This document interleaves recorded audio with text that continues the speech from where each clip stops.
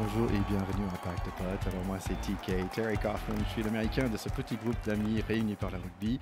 En fait j'étais ancien joueur de foot américain avant de me convertir à un sport plus ancien, le rugby orthodoxe. L'idée de notre podcast est très simple, on part de rugby entre amis au comptoir de notre clubhouse audio. Aujourd'hui on va copier un peu les maillots de notre 15 de France. Merci les gars de partager vos premiers clubs. Donc là je suis très content d'être là avec Charlie Bayer, deuxième ligne à Massif Central. Absolument. Écoute, moi, mon premier club, c'était avec toi, mon petit ticket, puisque j'ai commencé en folklore pour savoir si le rugby me plaisait assez pour m'y intéresser, pour me prendre une licence. Et ça m'a plu assez pour prendre une licence. Mais j'ai commencé à l'Océan Rugby Club avec une très belle bande avec laquelle on a fait de très beaux voyages. On a des très beaux souvenirs. Exactement. Et pour notre deuxième ligne, c'est Théodore de Saint-Rémy. Ouais, je découvre cette notion de rugby orthodoxe, qui n'est pas pour me déplaire. J'avoue que je trouve ça assez juste. Moi, mon premier club, c'est l'ACBB, l'Athletic Club de Boulogne-Billancourt, le stade qui s'est fait piquer son stade par le Stade Français. Voilà. Puisque le Saut du Loup, là où j'ai fait mes premiers pas en club, en fédéral, avant j'avais joué en scolaire. C'est tout simplement devenu le centre d'entraînement du Stade Français. Et pour ça que les deux clubs ont un petit passif. Et voilà. Et pour toi, Alban Borel, qui joue aujourd'hui avec les Pink Rockets de Stade Français.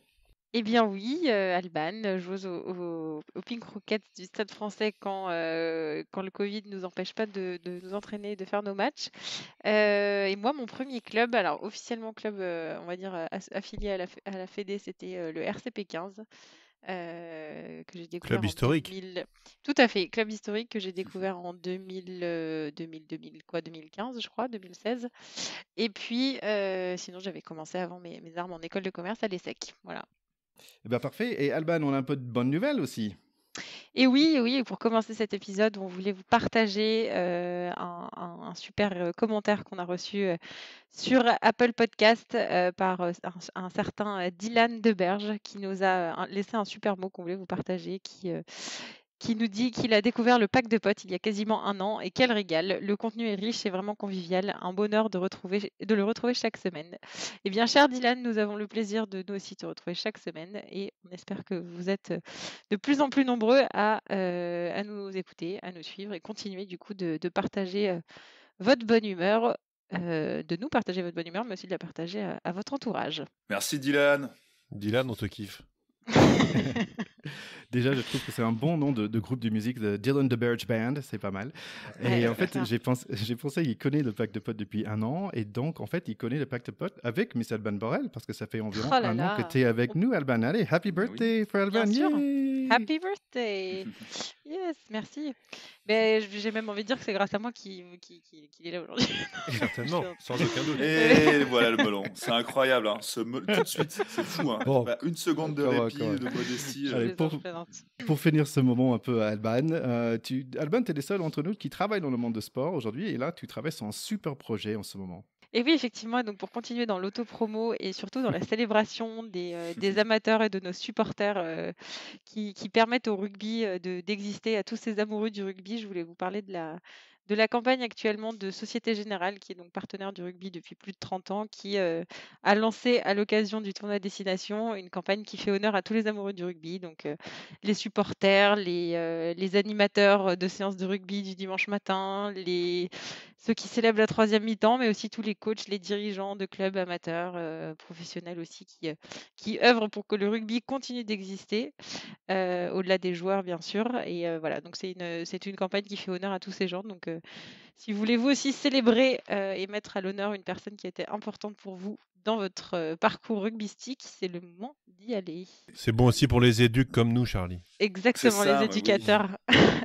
Et du coup, vous pouvez aller suivre les comptes Par Amour du Rugby sur Facebook, Twitter et Instagram pour regarder tout ça. Il y a des super contenus avec Charles Olivon, Ntamak, Gaël Hermé qui font des haies d'honneur assez émouvantes à leurs proches. Donc voilà, c'est le moment de lâcher une petite larme. C'est très beau, exactement.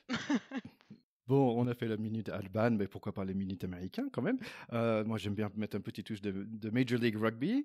Et en fait, ils ont encore embauché un autre Australien pour les LA Guiltinis. Et cette fois-ci, c'est Mr. Matt Gito.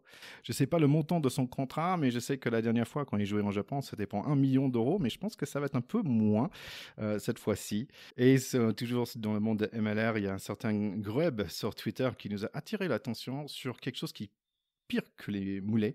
En fait, c'est le mec avec les couettes. Donc, je vous invite. Il y a un joueur de la MLR avec 2 grosses couettes et franchement, c'est affreux. Ouais, déjà, mulette avec couette, ça c'est assez horrible aussi. Ah non, mulette plus couette, non. Mulquette. Non, ça va trop loin. Mais cette semaine, t'as pas aussi participé à un petit quiz qu'on a relayé dans le pack de potes avec notre ami, on peut l'appeler notre ami, Serge Betsen. Oui, c'était super sympa. Donc, j'ai fait ça avec ma femme. C'était ambiance pub quiz avec Serge Betsen et d'autres grands joueurs dans le Six Nations. Paul Wallace d'Irlande, Mike Phillips de Pays de Galles, Mike Tyndall de l'Angleterre. Et franchement, c'était vraiment sympa. Il y avait environ 100 de personnes et ils ont gagné plus de 4 000 € pour le Serge Betsen Academy. J'ai passé un très, très, très bon moment. T'as passé un très très bon moment en bonne compagnie, mais t'as pas été à la hauteur du talent des légendes qui t'entouraient, non? Parce que t'as pas fait un score super légendaire, non? Écoute, j'étais dans les top 50%, je pense que j'avais été 42e. Il faut savoir que des Anglais, quand même, ils sont super forts à ça. Et la seule fois que j'ai gagné un pub quiz, j'étais entouré par au moins 4 personnes avec un doctorat. Donc, Serait-ce une question de formation? et l'habitude aussi. Et je pense que franchement, s'il refait ça l'année prochaine, c'est vraiment super sympa. C'était vraiment un très très bon moment. Allez, dans d'autres nouvelles, on a aussi Sonny Boy Williams qui a fait sa retraite. Donc moi, personnellement, je ne connais pas très bien ce monsieur, mais apparemment, c'est un grand centre pour les All Blacks. Je ne sais pas si vous avez d'autres choses à ajouter à son égard. Peut-être que son nom, c'est Sonny Bill, William. En fait, c'est assez drôle, tu sais pourquoi? Parce qu'il y a une chaîne de restaurants où j'habitais, je pense que ça s'appelle Sonny Boys, donc c'est pour ça que j'ai fait là. Sonny Bill, c'est vraiment un très très grand joueur de la décennie écoulée chez les All Blacks, qui a joué au centre et à l'aile principalement, qui avait des qualités athlétiques tout à fait hors du commun et qui a aussi été un peu boxeur. Donc c'est notre Moscato à nous, quoi, on va dire. Enfin, c'est leur Moscato à eux, mais un cran au-dessus, Vincent, si tu nous écoutes. Ouais, le même physique d'ange, la même petite gueule d'ange de beau gosse. Ouais. C'est comme Moscato. Mais d'ailleurs, il quitte le rugby pour revenir à son premier amour qui était la boxe. Écoutez, le team, avant de passer au match de ce week-end, je voulais juste dire bravo pour la semaine dernière. Je pense qu'on avait un moment Covid où il fallait parler de ça et je trouve que Alban et Théo, vous avez fait ça vraiment avec du classe la semaine dernière et c'est vrai que c'était pas un moment évident. Il me semble maintenant très loin en arrière. Ça fait 2 semaines, mais il me semble très très loin. Mais bravo, je trouve que vous avez bien géré la situation. Mais on a toujours les chouchous du président, j'y crois pas. Et ouais, c'est ça. Ils ont les félicitations et tout. Hein. Allez, on y va avec des matchs. Crunch time. Pack de potes, terrain 10. Allez, on va démarrer tout de suite avec Italie Pays de Galles. Vous inquiétez pas, ça va aller vite. 3 minutes, 3 points, carton jaune pour le talonneur avec un bon don de rappeur, Luca Biggie. À 9 minutes, on est à 10-0, super passe simple de Bigard vers Adams. À 15 minutes, on est à 15-0, essai de la numéro 8 gallois. Et en gros, à 14 contre 15 contre les Gallois, c'est juste pas possible. Ce match est presque plié déjà. 22 minutes, c'est 22-0. Et on se demande si ça va finir à 80-0. À 29 minutes, 27-0. Deuxième essai de numéro 2 gallois. À 34 minutes, finalement, les Italiens toc se la portent. Mais les Gallois le ferment au nez et pointent un essai par le Candy Bar star Louis Rice Zamet qui est refusé, mais vous inquiétez pas, il marque un joli essai plus tard avec un contre. Un autre essai de 43 minutes de George Stark of the North. Il a que 28 ans, ce mec, c'est assez impressionnant. Et là, franchement, j'ai arrêté de prendre des notes parce qu'il n'y avait pas beaucoup de choses à apprendre. Voilà, big ups à Bigard parce qu'il avait un super match. Et je pense que voilà, il n'y a rien d'autre à dire par rapport à cela. Non, t'as tout dit. Un peu tristounet toujours, mais voilà. Moi, je dirais juste qu'il m'énerve un peu les Gallois parce que leur parcours et du coup leur place à la fin de cette journée dans le classement du tournoi et le fait qu'ils puissent faire le Grand Chelem m'agace parce que ça me donne tort par rapport à ce que je disais au début du tournoi Et, Oui, t'étais pas seul. Hein. On était tous, ouais, on disait tous qu'ils étaient fatigués. Ouais, Hein. on s'est tous un peu trompés là-dessus. Évidemment, c'est extrêmement énervant d'avoir tort, donc je ne veux pas la mettre. Et puis, bon, c'est vrai qu'ils se sont réveillés contre l'Angleterre. D'ailleurs, ils nous les ont un peu énervés. On y reviendra plus tard. Ouais. Mais leurs 2 premiers matchs, d'ailleurs, à chaque fois qu'on les débriefait, on se disait un peu la même chose. Ils ont eu chaud aux fesses, surtout leur tout premier. Et ouais, bon, c'est un peu, c'est le jeu du sport, hein, mais L'histoire n'est pas terminée, Charlie. Et il y a une muraille bleue qui se présente là quand même. ce serait beau que des justiciers tout de bleu vêtus viennent réparer cette injustice lors d'une dernière journée, peut-être, je ne sais pas, en faisant tomber ces Gallois qui ne méritent pas leur place. Quand même, avec eux depuis quelques années. Oui. C'est vrai. Ce serait le moment d'intervenir, je pense. Oui, on va parler de ça après. Il faut parler d'abord de ce France-Angleterre.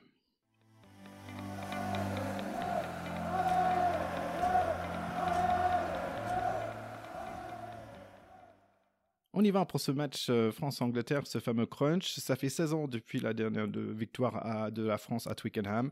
Et bonne nouvelle, on a Brace qui était le même arbitre qu'on a perdu le final dans l'Autumn Nations Cup. Ouais. Par contre, ça prend 1 minute pour marquer le premier essai. Coup de pied à suivre par Teddy Thomas. Antoine Dupont, le ministre de l'Intérieur, est au conseil. Il marque son essai, transformé par Jalibert. Wouhou, 7-0. Par contre, les Anglais n'aiment pas trop beaucoup ça et ils commencent à nous attaquer dans l'air et sur le sol. Grosse défense du pack, mais on n'a jamais le ballon en main. Slade fait un gros percé et c'est Watson qui marque 7-7. On est sous la pression, pénalité pour les Anglais. Owen Farrell fait le nécessaire, 10-7. Grosse percée de Marchand. Et on commence à croire. Mais c'est Watson qui est encore dangereux. Jalibert sauve un essai et on sort plutôt bien avec juste un pénalité. 13-7 pour les roast beef. Dupont se fait contrer par Curry qui est vraiment en canne, mais il sauve la baraque. Les deux équipes sont vraiment en forme. Joli plaquage par Bay sur Youngs qui a sous-estimé la vitesse de pilier. On gagne à mêlée et les Anglais commencent à douter pour une fois. La France joue en attaque très très vite. Chip kick par Dupont pour Jalibert qui appuie sur son genou. Dommage. Mais par contre, pénalité pour nous, 13-10. Un peu sous la pression anglaise, nos deuxième ligne provoque une pénalité des Anglais. Et voilà, la touche parfaite. Un peu de French flair dans le English air. Passe sautée par Jalibert pour Damien Penaud. Jalibert assure la transformation. 17-13 pour nous. Les dernières 5 minutes avant le mi-temps, on voit plein de super rugby des deux côtés. Jalibert avec une jolie course, Teddy Thomas et Crétin aussi. On presse les Anglais, mais le score ne va pas changer. Mi-temps, 17-13 pour les Français. Ouais, ça a commencé très très fort, en effet, comme tu l'as dit. Fallait pas arriver en retard, ça fait partie de ces matchs-là. Mais après ces 5 minutes bien maîtrisées par les Français, et il y a eu beaucoup de rythme. Enfin, c'était vraiment une première mi-temps de niveau incroyable. Il y a quand même eu, je dirais, il y a eu 20 bonnes minutes où clairement il y avait une domination anglaise pour moi, où ils nous ont un peu concassé la gueule. Où ils y allaient fort et tout, et ce premier coup d'éclat de début, quoi, on s'est dit, est-ce que c'est pas juste les 3 semaines sans match qui éclataient d'un coup et il y aurait plus rien derrière et on va devoir suivre les Anglais. Et heureusement, à la demi-heure de jeu, il y a eu cet essai. D'ailleurs, c'était souvent, on s'était dit, on avait noté que depuis l'ère Galtier, enfin depuis l'ère Karim Ghezal, souvent il faisait ces petites touches au-delà des 15, au-delà du troisième bloc pour le centre Ficou qui arrivait. C'est la 3e fois, il me semble, qu'on le voit depuis le début de l'année. Et là, cette fois-ci, c'est vraiment maîtrisé de A à Z. Ils nous ont rappelé que pendant que les Anglais pouvaient concasser pendant 20 minutes, les Français savaient aussi sortir des actions, des combinaisons maîtrisées de A à Z. Et c'était vraiment enthousiasmant. Ces touches-là, elles sont super intéressantes parce qu'elles permettent à l'attaquant, au premier attaquant, d'arriver dans la ligne plein fer. Et donc d'avoir quand même un coup d'avance. Donc elles exigent une grosse précision du lanceur. Hein. C'est pas tout le monde qui est capable de balancer au-delà des 15 mètres avec précision et un super timing. Mais c'est vrai que quand ça fonctionne, ça met tout de suite le feu dans la défense d'en face. Galtier a dit à la fin du match que cette touche s'appelait la Toulouse. Voilà, pour l'anecdote. Je pense qu'on a tous un Toulouse, non, sur chaque équipe. Allez, Toulouse. C'est clair. C'est celle du beau jeu et des 3 quarts. Mais non, c'est vrai que c'est une touche parfaitement maîtrisé avec une combinaison derrière et de la justesse technique partout, les courses, que ce soit dans les courses, dans les passes. Virimi Vakatawa est hyper important d'ailleurs, c'est le joueur, je crois qu'il touche pas la balle sur cette action-là et il vient fixer, je pense, 2 ou 3 défenseurs qui permettent d'écarter ensuite, mais c'est vraiment un cas d'école, magnifique. À montrer tous les dimanches matins, mon cher Ouais, cher moi, Charlie. Et Théo. Et toi moi, en aussi. tout cas, j'ai Théo aussi, adoré pardon. cette Ouais. mi-temps parce que on s'est pas ennuyé du tout. C'était Oui. vraiment le contraire du match Pays de Galles-Italie, avec un vrai mano à mano. Ça finit d'ailleurs 17-13 à la mi-temps, des essais des deux côtés. Le premier essai des Français, il est magnifique. Ça va à droite, à gauche, tout le monde touche le ballon. Ficou, Vakatawa, Olivon, Dupont, Thomas. Enfin, c'est énorme, vraiment énorme. Cette touche sur Mêlée, on en a parlé. Et puis l'essai des Anglais avec les jambes de Colin Slade, la passe au cordeau de Ford pour Watson qui va marquer. Il est aussi absolument magnifique. Donc, j'ai adoré cette première mi-temps. Le seul truc que j'ai beaucoup regretté, enfin il y en avait deux qui coûtent cher à la fin, c'est effectivement ce manque de chance de Jalibert qui appuie le ballon sur son genou. Si ça c'est pareil, hein, c'est vraiment un coup du sort qu'il n'arrive pas à l'appuyer. Et puis la dernière action de la première mi-temps où les Français ont vraiment fait mal aux Anglais alors qu'ils avaient été en difficulté dans le dernier quart d'heure, où ils remontent. Et l'arbitre siffle une pénalité pour Tom Curry au grattage qui est hyper généreuse parce que Tom Curry est vraiment plaqueur ou assistant plaqueur sur l'action et il ne doit pas gratter aussi vite. Et s'il n'y a pas pénalité, il y a probablement essai pour les Français. C'était rapide, Donc, moi, je regrette vraiment cette action-là qui, je trouve, aurait couronné complètement cette première mi-temps pour les Français. Bon, ça a tourné pour les Anglais. Et on parlera peut-être en deuxième mi-temps d'autres décisions. Celle-là me semble très litigieuse et injuste. Quand en deuxième mi-temps, ça me semble plutôt légitime les décisions qu'a pris l'arbitre. Juste pour finir sur cette première mi-temps, j'étais vachement optimiste pour la suite parce que franchement, je ne sais pas si vous avez noté ça aussi, mais les Anglais ils finissent capot ouvert à la fin. Comme tu dis, il y a à la fin les Français qui remettent une couche, mais je pense que ces 20 minutes de domination physique des Anglais, ça leur a coûté très cher.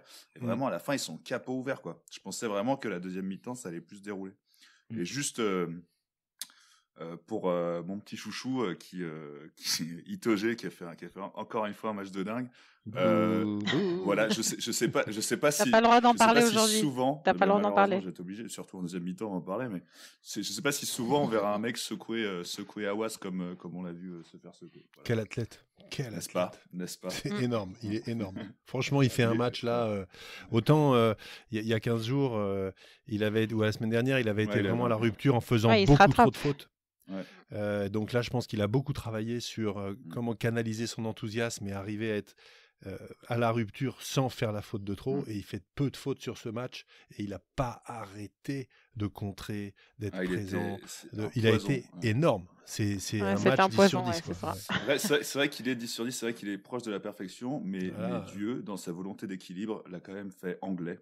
Donc il a une tare dure à rattraper que toutes les qualités du monde. Bon allez, deuxième mi-temps Thierry, parce que là il y a des conneries. Pardon. Merci.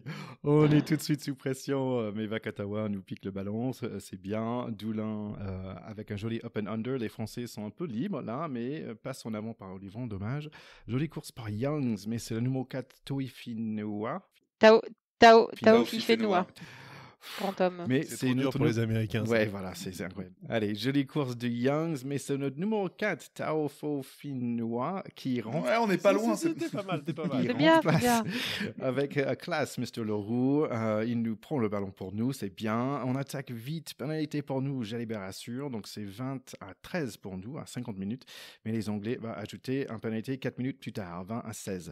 58 minutes, on voit quelques erreurs. Il y a des remplacements qui arrivent. Des remplaçants anglais arrivent un peu plus tard, notamment Genghis Khan, là, le blanc.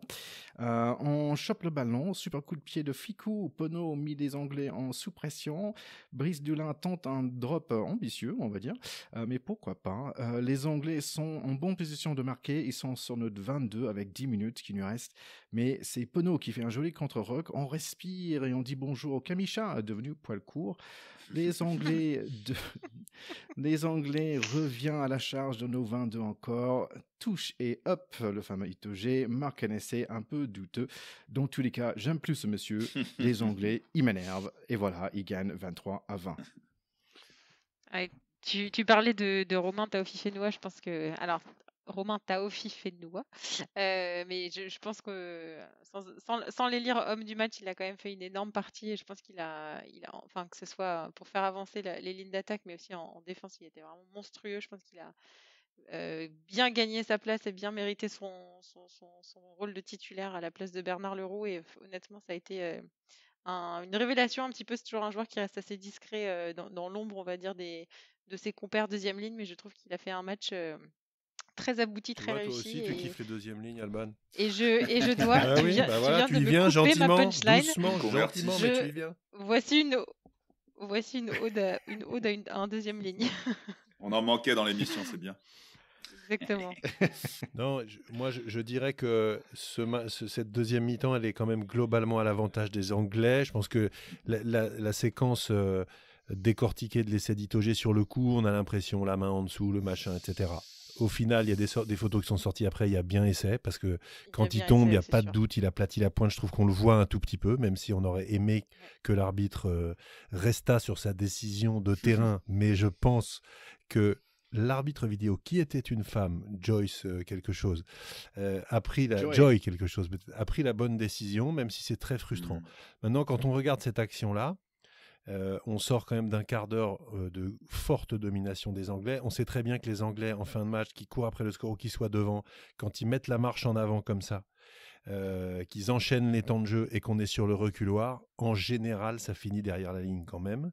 Et on les a laissés faire ça. Je pense que c'est notre faute, notre responsabilité. Et sur cette action-là, Cameron Waukeez et Teddy Thomas défendent très mal. Ils sont Teddy Thomas beaucoup trop sur le côté du regroupement vers l'intérieur et Cameron Waukeez beaucoup trop à l'extérieur.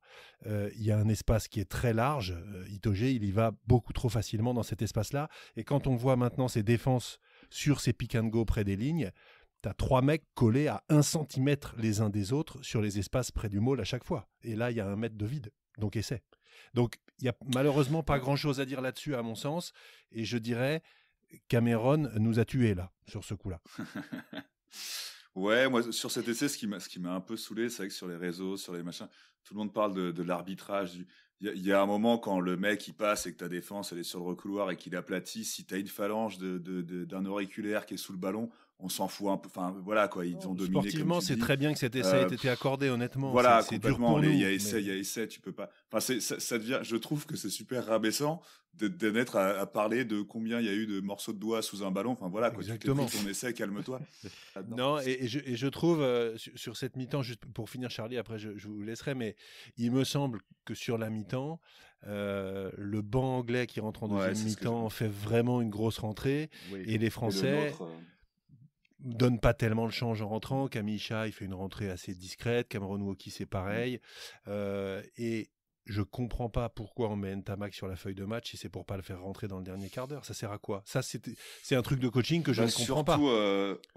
C'est un peu inexplicable. Soit il a pas la maille pour jouer parce qu'il a mal, je sais pas où, il a une appréhension, ce qu'on peut comprendre, et on l'accable pas parce qu'il est pas sur le banc. Et ça sert à rien de pas le faire rentrer. J'ai rien lu là-dessus, mais c'est un truc que je comprends pas du tout comme choix.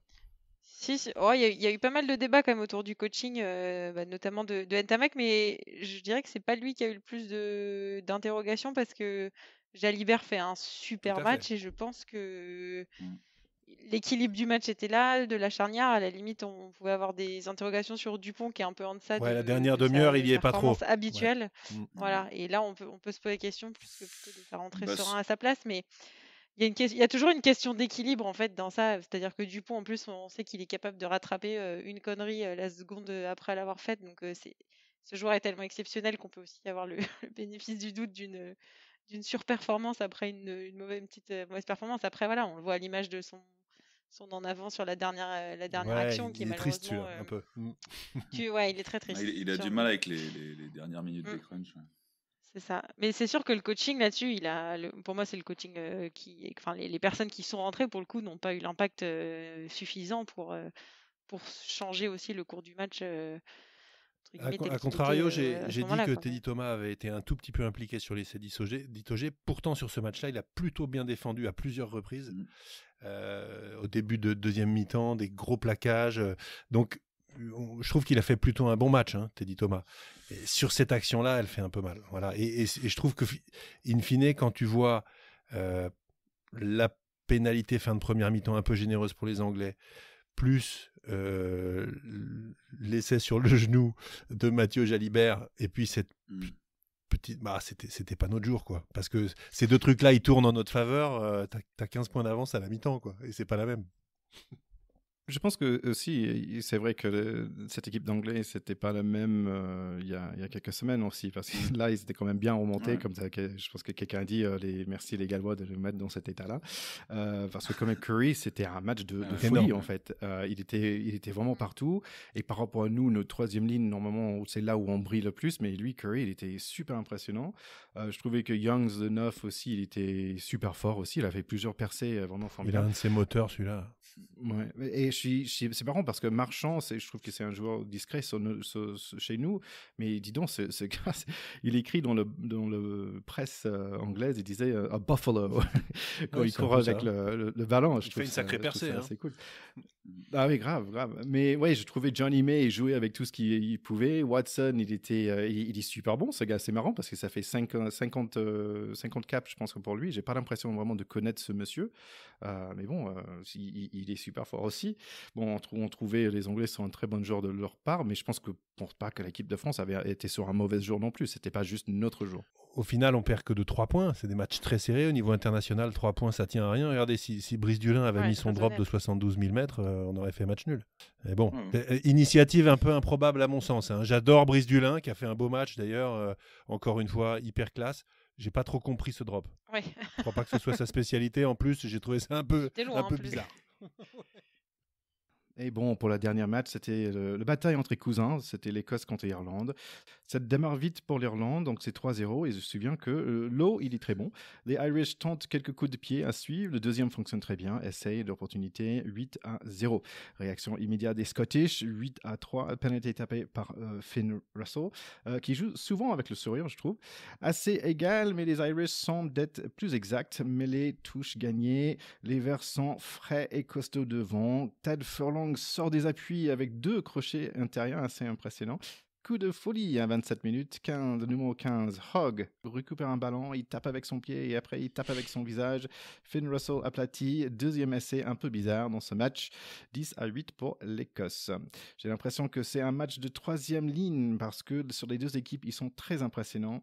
Le vent change un peu pour les Highlanders, mais pas pour longtemps. Grosse poussée dans le mêlée, ça a bien gueulé.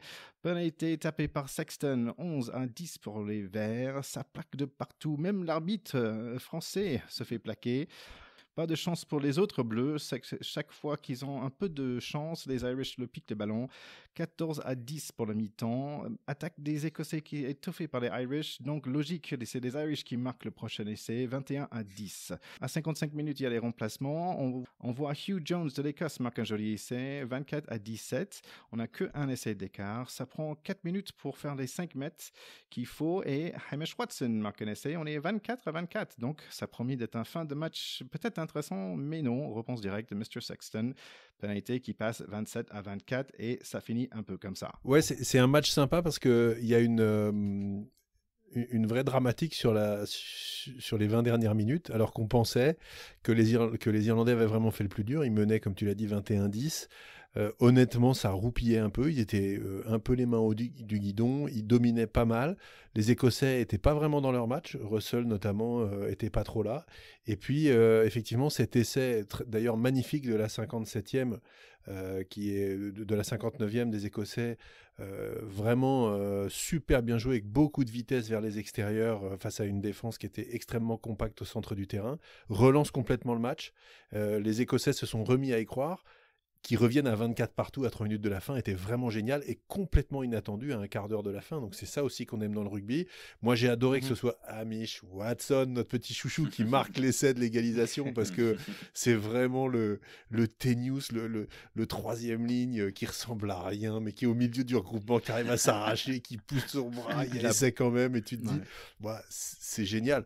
Donc ouais, tristounet que les Écossais n'aient pas réussi à renverser complètement la tendance, surtout que c'était chez eux à Murrayfield, donc c'est un peu décevant pour eux. Maintenant, sur le match, les Irlandais ont quand même globalement mérité la victoire parce qu'ils l'ont plus dominé que les Irlandais, que les Écossais qui ont joué sur courant alternatif. Et puis je vois le dernier grattage, Henderson, le deuxième ligne, désolé, je parle encore des deuxièmes lignes, mais voilà, grattage qui vaut de l'or vraiment à la fin. Et finalement, on termine là-dessus. Une victoire plutôt logique des Irlandais. Il y a de quoi être triste pour les Écossais, mais quel talent d'être revenu dans le match comme ça et quel plaisir de s'être réveillé pour les 20 dernières minutes, quoi. Parce que c'est vrai qu'à un moment, ça roupillait un peu. Je trouvais que Watson, il portait beaucoup le ballon. C'était la première fois que je voyais ça. Et il était un peu partout ce match. Normalement, il est partout. Mais là, en plus, avec le ballon en main, et je me disais, est-ce que c'est peut-être dangereux pour eux s'ils l'utilisent partout? Parce que peut-être son vrai talent, c'est défense. Et ils ont leurs grands joueurs qui ont mis du temps à rentrer dans le match. Tu vois, Van der Merwe, on l'a pas vu pendant la première heure. Et il fait 20 minutes d'enfer à la fin. Mais tu te dis, merde, pourquoi il n'a pas réussi à être plus tôt dans son match? C'est ça qui est un petit peu, un peu décevant pour les Écossais. Je suis surtout déçu qu'ils aient perdu à domicile. Voilà, je pense que il n'y a pas de public, c'est peut-être moins douloureux. C'est étonnant parce que on les aime bien, ces Écossais. On sent que c'est un bon génération. Les Irlandais, franchement, je le connais un peu moins, mais écoute, ils sont bien présents. Ils sont assez rugueux quand même, ces gars-là. Mais ils avaient sorti des vieux, entre guillemets, parce que quand même, il y avait Sexton, il y avait Ted Furlong, le 1, l'autre Healy aussi, qui c'est quand même, ça fait longtemps qu'ils jouent ensemble, ces gars-là. Ça fait longtemps qu'ils sont là, ils sont très expérimentés. On voit qu'ils gardent un mental... de champion parce qu'ils n'ont plus grand-chose à aller gagner dans ce tournoi. Maintenant, la semaine prochaine, ils reçoivent les Anglais, si je ne m'abuse. Et donc, ils se sont rassurés avant ce match-là, qui est toujours un match au sommet pour eux. Donc, c'est sympa. Moi aussi, petite déception pour les Écossais. Après, en soi, sur le match, ces deux équipes, je ne sais pas pour vous, mais de ce qu'on en dit depuis qu'on les suit, depuis qu'on se fait de podcast, ces deux équipes qu'on aime bien... quelle que soit l'issue du match, j'avais pas de, voilà, les deux me plaisaient, mais c'est vrai que pour les Écossais, je suis un peu déçu de leur ratio par rapport au beau jeu que peut envoyer leur équipe parfois. Je suis un peu déçu pour eux sur le niveau du classement, quoi, pour l'instant du tournoi. Oui, et puis du coup, dans les résultats, ils peinent un petit peu à confirmer cette embellie qu'ils ont depuis 2-3 ans avec une belle génération et souvent de très beaux matchs. J'aurais trouvé ça sympa pour eux qu'ils enchaînent un peu. Là, c'est un de chute à nouveau. Complètement. Puis c'est pas contre la meilleure équipe du tournoi non plus, donc qu'ils aient quelques petites victoires à accrocher à leur palmarès qui redore un peu le blason de leur équipe qui est assez jolie quand même. Juste, je voulais sortir une petite stat. On va encore reparler de deuxième ligne, je suis désolé, mais il y a Paul O'Connell qui est revenu gérer les touches de cette équipe d'Irlande, et cette équipe d'Irlande, sur les 8 lancers écossais, on a raflé 6. Ce qui fait quand même un taux de vol, je sais pas comment on appelle ça du coup, un contre... En conquête sur la première heure, ils ont été énormes. 75% de gains sur lancer adverse, c'est assez énorme. Et moi j'ai quand même adoré la percu sur Romain Poite qui dit putain au micro, et surtout, je sais pas si vous avez vu, changement de sifflet. Son sifflet est tombé, il y a de la terre dans le sifflet. Oui, j'ai vu, changement de c'est sifflet. beau. Je pense que c'est la première fois dans l'histoire du rugby international que le mec doit changer son sifflet. C'est absolument énorme. Il a bien joué, Romain, parce qu'il avait la tête dans le molle et tout, pour voir s'il était essayé et tout, mais on peut pas dire qu'il avait pas bien vu, parce qu'il avait vraiment la tête en bas du tas de 5-6 mecs. Quoi. C'était impressionnant. T'as Romain qui, avec tous ses accents français d'arbitre, il progresse, hein, les gars, ils parlent quand même anglais, même entre eux, c'est énorme. I can't whistle anymore. Allez, semaine prochaine quand même, il nous reste un peu de rugby. Donc là, on va voir Écosse contre Italie. Après, Irlande-Angleterre. Donc ça va être un beau match là à voir samedi soir. Et pour nous, samedi soir plus tard, donc 21h, ça va être France-Pays de Galles. Donc ça va être vraiment c'est le avant-finale, parce qu'il quand même, il nous reste un match à replanifier, le fameux Écosse-France. Mais j'ai pas encore vu de date là-dessus. Il parlait du 26 mars. On va voir. Peut-être le vendredi 26. Ce qui est surtout intéressant pour nous, c'est de se dire que, certes, on a perdu contre les Anglais, et on l'avait déjà dit l'année dernière, tu tapes les Anglais en tournoi, tu l'as gagné, tu perds contre les Anglais en tournoi, tu l'as un peu perdu. Donc, on a un peu les boules, faut être honnête. Mais on peut quand même encore gagner ce tournoi, et en même temps, empêcher les Gallois de faire le Grand Chelem. Donc moi, je pense que ça suffit à la motivation pour faire un gros match la semaine prochaine, qui est le premier en France, au Stade de France, de tout le tournoi, avec un public chauffé à blanc de 2 personnes. Bon, d'accord. Mais c'est quand même une grosse occasion, là, de se faire respecter au Stade de France. Et les Gallois, ça fait un moment qu'ils nous quand même, qui nous ouais, marche sur les pieds, sur des matchs qui nous court sur importants. l'haricot. Donc j'aimerais bien, même si honnêtement j'adore cette équipe et en particulier, vous savez, qui Alan Wynne Jones, n'est-ce pas, 155 sélections, le mec continue de tout arracher sur son passage. Mais là, on a envie de dire non, Alan. Ouais. Non. Pas Là, c'est cette non. fois. Là, c'est les Pas Français. cette fois, Alan. Bon, ok. Not on my Allez, watch. une tape sur les fesses, un petit chabit et tu rentres à Cardiff. Alors, en fait, peut-être vous vous souvenez pas de la dernière match l'année dernière, mais en fait, c'est celle où on a vraiment vu Ntamak pour la première fois. Il a fait il a fait une énorme prestation, notamment le contre pour l'essai de la gagne, quoi. Donc, vraiment, c'était un super match l'année dernière. Donc, j'invite nos chers auditeurs de regarder ce match des clips sur YouTube, mais aussi à écouter notre épisode de l'année dernière, l'épisode 15. Donc, je pense que la question, c'est to Jalibert ou not to Jalibert? Absolument. Excellente question. Juste par contre, en effet, le tout n'est pas perdu et on peut gagner ce tournoi même en ayant perdu contre l'Angleterre, mais c'est quand même au prix de 2 bonus offensifs à aller glaner, quoi. Parce que pour l'instant, les Gallois sont à... C'est ça, les Gallois sont à 19 points. Ah ouais, non, mais... Et il faudrait que du coup qu'on assure les 20 Absolument. points, donc avec deux bonus offensifs, en admettant que les Gallois n'aillent pas chercher un bonus défensif. Et pour l'instant, au goal average, on est perdant. Donc c'est faisable. Impossible n'est pas français. Mais T'as envie de nous péter le moral, là, là, Charlie, sans déconner. Non, non. Tu sais, la réalité en ce moment est dure et il faut la rappeler. Merde. On est dans une époque de... Bon, pour continuer avec d'autres bonnes nouvelles, c'est que je pense que la Heineken Cup est de retour. Donc en fait, d'un coup, on n'avait pas de rugby pendant 1 an et maintenant on a un rugby qui sort de partout en fait. On s'habitue presque à ce rugby sans public. C'est incroyable. Et ouais, pas d'accalmie parce qu'on a le tournoi et puis il y a en effet la Coupe d'Europe qui revient dans 2 semaines. On aura tout le temps d'en reparler à ce moment-là. Allez, dans d'autres rugby news, apparemment le Coupe du Monde 2021, la Coupe féminine, il est annulé.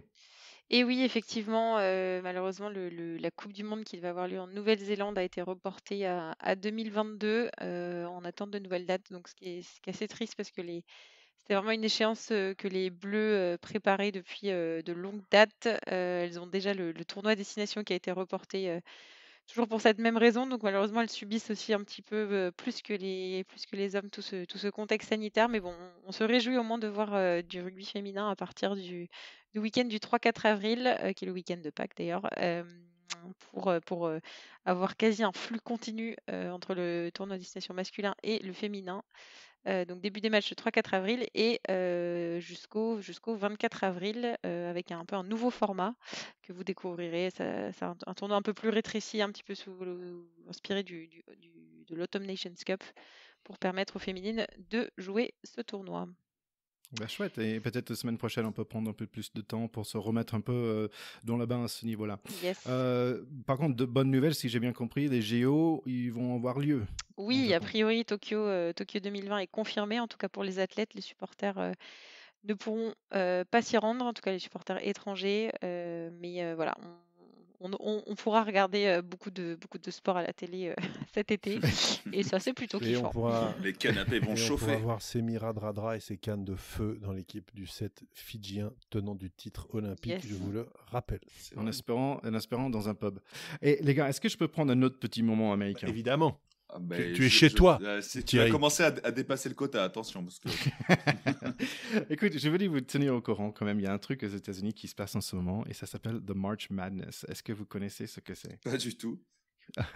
En fait, il y a un tournoi, c'est un tournoi de basket et c'est toutes les universités qui jouent un tournoi national pour devenir le meilleure équipe universitaire. Donc, comment ça fonctionne? En fait, ça veut dire qu'il y avait déjà il y avait déjà beaucoup de tournois qui s'est fait partout aux États-Unis. Et les 68 meilleures équipes vont faire un espèce de bracket, donc ça veut dire qu'ils vont jouer tous les uns contre les autres. Et finalement, pour there is only one. Et en fait, c'est super sympa à faire. Donc, je vous invite, nos chers écouteurs, de taper March Madness et taper un bracket. En fait, c'est un bracket, ça lui dit quelles sont les équipes qui se jouent. Et en fait, par exemple, si tu choisis toutes les bonnes équipes, parce que c'est impossible à faire, c'est comme gagner au loto, en fait. C'est juste impossible de bien choisir qui va gagner tous les matchs. Et franchement, c'est vraiment sympa. Et après, ça va vous faire peut-être un peu de géographie américaine aussi. Peut-être aussi, puisqu'on parle de sport universitaire aux US, que bientôt c'est le Walk-on Day. Et Thierry, est-ce que tu te rappelles de ce fantastique truc que nous avait raconté Richard Tarditz, où tous les mecs qui n'ont pas de bourse ont une chance de venir choper la dernière bourse disponible. Et sur les 100 mecs, le Walk on Day avait été gagné par notre copain Richard Tarditz. Je vous invite à réécouter l'épisode qu'on avait fait là-dessus parce que c'est vraiment un voyage dans l'Amérique des années 80 et Richard au volant. Superbe. N'hésitez pas à vous faire plaisir. Allez, sur tous ces bonnes mots, je pense que c'est l'heure de dire au revoir, les gars. Ouais, ça va être l'heure de dire au revoir. On a hâte de se retrouver la semaine prochaine. Après, j'espère un petit débriefing qu'on aura à faire sur le fait qu'on ait marché sur des Gallois. Ça nous ferait Ça me plaisir. paraît être un bon programme, Je pense absolument. Ouais, c'est un bon plan. Oui, bah donc rendez-vous très vite puisqu'on enchaîne les matchs. On a hâte de retrouver nos bleus contre nos rouges. Et surtout, n'oubliez pas de continuer à nous alimenter de vos précieux commentaires. C'est un peu comme notre salaire, donc votre sourire, c'est notre salaire. C'est magnifique. Waouh, c'est beau. Allez, les gars, ciao, ciao. Salut à tous. Ciao, ciao, bye la team. Salut.